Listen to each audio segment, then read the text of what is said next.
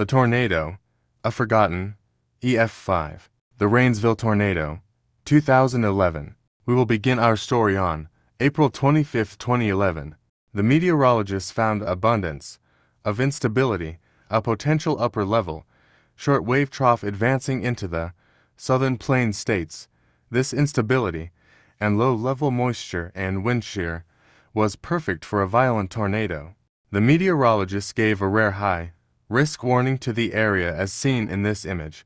Previously in the day, there had been an abundance of tornadoes in the outbreak, known as the 2011 super outbreak, so there was going to be a high chance another tornado might be produced. On April 26th, an area of low pressure developed over Texas and progressed eastward, while the previously mentioned shortwave progressed through the Mississippi River and Ohio River valleys. This managed to result in an additional 55 tornadoes.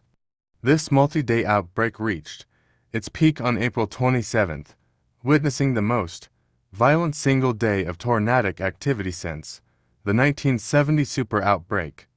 That day featured multiple tornadic activity with two waves of mesoscalic convective systems in the morning, followed by an extensive outbreak of supercells from North Carolina to Mississippi during afternoon and evening hours.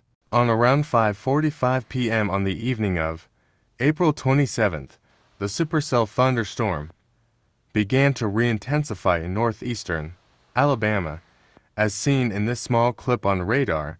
A severe thunderstorm warning was issued for the region before a tornado warning was issued for the community of Lakeview and surrounding places at 6:19 p.m. The Rainsville tornado touched down in Lakeview, northeast of Geraldine. The tornado began with relatively modest structural damage to smaller buildings, trees in the Lakeview area. The tornado ran parallel to SR 75, moving towards Fife. As it approached Fife, it deployed multiple vortices wavering between thin horizontal subvortices and a solidified wedge appearance. Swaths of trees around Beulah Baptist Cemetery, east of Lakeview, were snapped, and significant destruction of homes was observed in Fife. Generally at EF3 intensity up to this point, the tornado moved towards Shiloh and intensified. Along Heaton Road, the tornado grew much wider, reaching EF5 intensity for the first time shortly thereafter. A metal farm building was completely destroyed along with numerous homes, with some lower bound homes being wiped off their foundations. The tornado maintained EF5 intensity, producing significant ground scouring as it exited Shiloh. Just east of Rainsville, the tornado grew 1/2 mile (0.80 kilometers) wide and reached its peak intensity of EF5. Numerous homes, businesses, and public facilities were decimated with little to no debris left behind. Vehicles were lifted hundreds of yards and mangled beyond recognition, including a school bus thrown across a highway.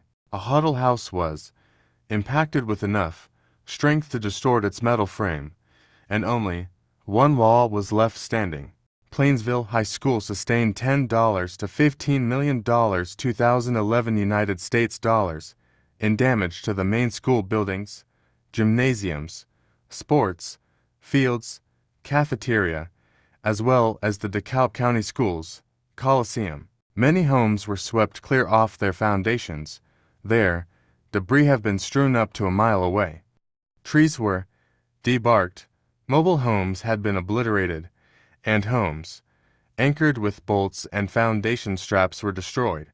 The devastation became especially extreme around a small corridor directly east of downtown Rainsville along Lingerfield Road, where one exceptionally well-built stone house was utterly obliterated at high-end EF5 strength. The debris widely scattered. A large supporting cement and stone pillar at this property was uprooted entirely, lifting a section of the concrete foundation with it.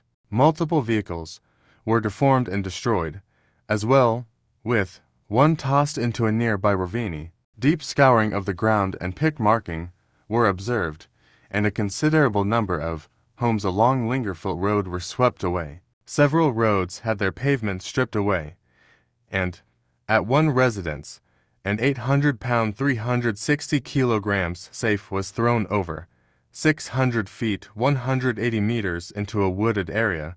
When found, the safe's door had been ripped open and completely torn off. A pickup truck of considerable size at this location was discovered dispersed in fragments at a distance of over 250 yards, 230 meters within the same forest area. The house's occupants took refuge in a storm pit situated nearby, and while left unharmed, the tornado partially exposed the storm pit, causing soil to be drawn up, removed from around the entrance.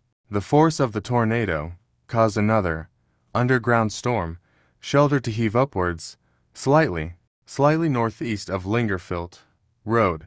More extreme damage was discovered in another corridor from County Road 515 through a neighborhood along County Road 441. Multiple large, two-story homes were wiped completely off their foundations, and cars in this location were also lofted a considerable distance.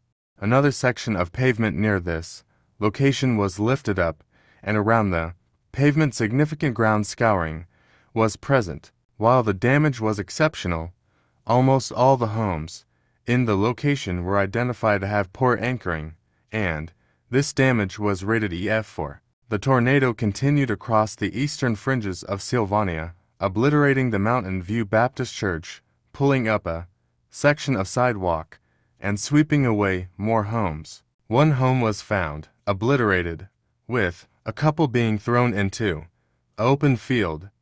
There, bodies were later found by the police. Although some of these homes were inadequately anchored to their foundations, multiple residences were discovered to have been very well constructed with adequate anchor, bolting, and foundation straps. Vehicles in Sylvania area were mangled as well. More homes were leveled as the tornado tracked further northeast. In the High Point area, metal transmission truss towers were crumpled on County Road 112. Most homes in the area were poorly constructed and completely destroyed. However, large pieces of debris were found close by, suggesting a decrease in intensity. A lady named Carmen McPherson watches as it goes past her area from the north. This is the tornado that just passed over our house. Oh my word.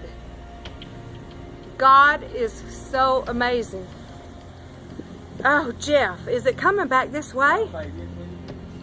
While Carmen and Jeff recorded outside the tornado's path, Many others weren't so lucky. For example, Cindy Newson sees it coming towards her.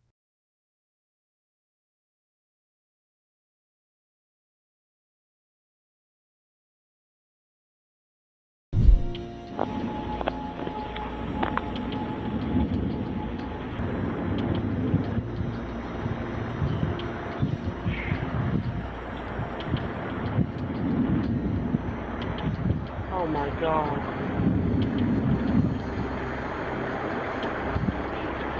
Oh Jesus, Lord help us. Oh, Heavenly Father, Heavenly Father. Pausing right here, the winds were probably some of the strongest. A stone home gets demolished, home left to its only foundations with supports in the ground cracked and trees like toothpicks.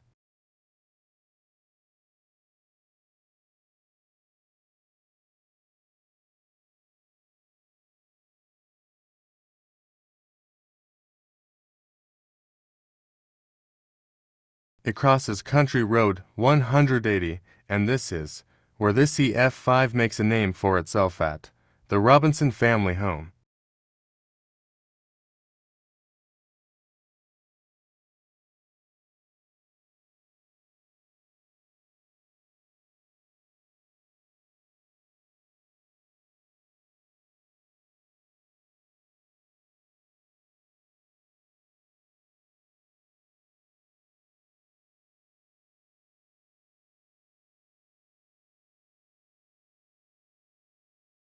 The worst thing is the Robinsons had a safe connected to the earth underneath, but it didn't stop it. It threw the safe in the air and ripped of its metal door.